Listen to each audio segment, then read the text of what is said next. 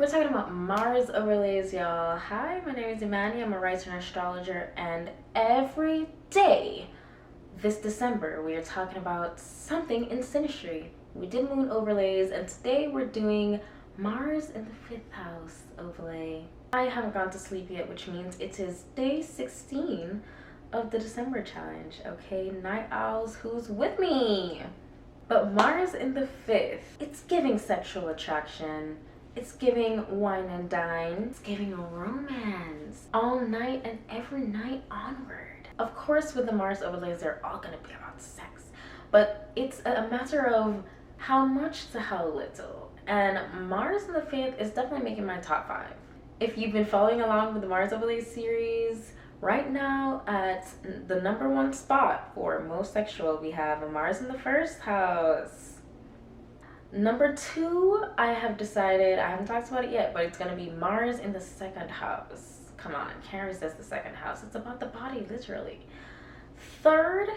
In third place, we have Mars in the 12th. Okay, that video is already out. Check that out.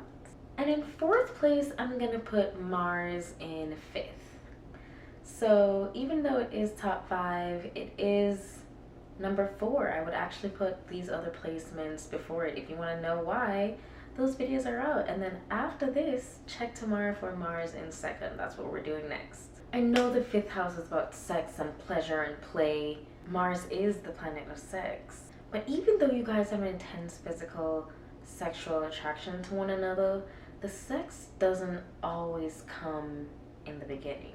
You know that saying that's like, if you can't stand the heat, get out of the kitchen?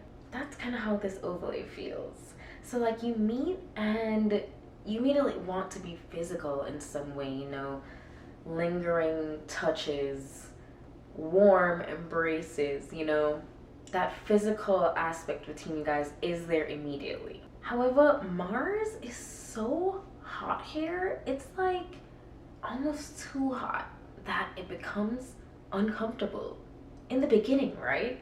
Like the way you guys feel about each other, you can't even look each other in the eyes because it's just like you literally feel like you're gonna burn up into ashes. So in the beginning, these two might actually avoid each other because it's scorching hot flames. Like it's just too much. Like I feel with the Mars in the 1st house overlay, it's seductive, it's sex, it's just right, you know, just that perfect chemistry to just get things going and keep it going and keep it sustained. With Mars in the 5th, it's like you touch the oven when it's too on and you forgot that you left it on, and now you're actually burnt before you even got a chance to sizzle, you know? So it's like you guys avoid each other because you guys, it's like you gotta cool down and then reassess, like come back to it, you know? When you're prepared, when you've got oven mates. The Mars person does a lot of performative work here. Like they play a lot of games, they scheme a lot of schemes to try to get the house person's attention. And it's really like, y'all be doing too much. You don't have to treat the house person like anyone but another human being. But for some reason, this connection just makes you kind of go a little bit, you know, out there. You just get a little bit too in your head, and you start to just come off either rude, like too forward, too blunt. So sometimes you can make a little bit of a spectacle out to yourself. And the house person is attracted to you initially, but when they start to see this behavior, they start to get turned off, and they start to think like, damn, is that connection that I thought I was feeling there just like not real? Because what I'm really seeing now them display is not what I was attracted to at all. So in the beginning it is kind of weird, right? But the Mars person really looks up to the house person as just like they want to breathe the same air you're breathing through your body. Like with the 1st house, they're just obsessed with you, but with the 5th house, it's more than obsessed. It's like possessive, right? Because like obsessed, I feel like is like, oh my god, you can do no wrong because you're just perfect. And possessive is like, I want you and I need to make sure that no one else can have you.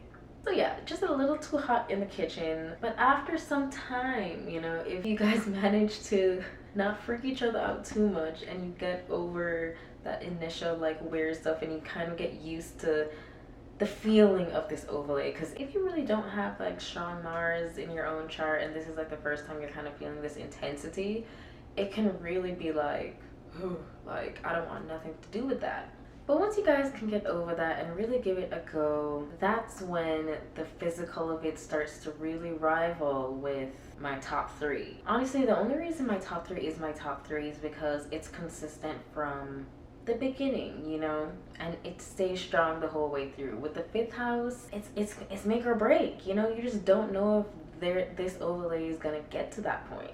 Of course, if there are other aspects like supporting this, then it probably will not be as much of a challenge. But yeah, just let it flow. And you guys, you know, once you do get together, you realize that you're just like little kids together. Nothing else in the world matters. You know, like when you come home from school and you just want to hang out with your friend, and that seems like the most important thing of all time. That's really this, but like forever.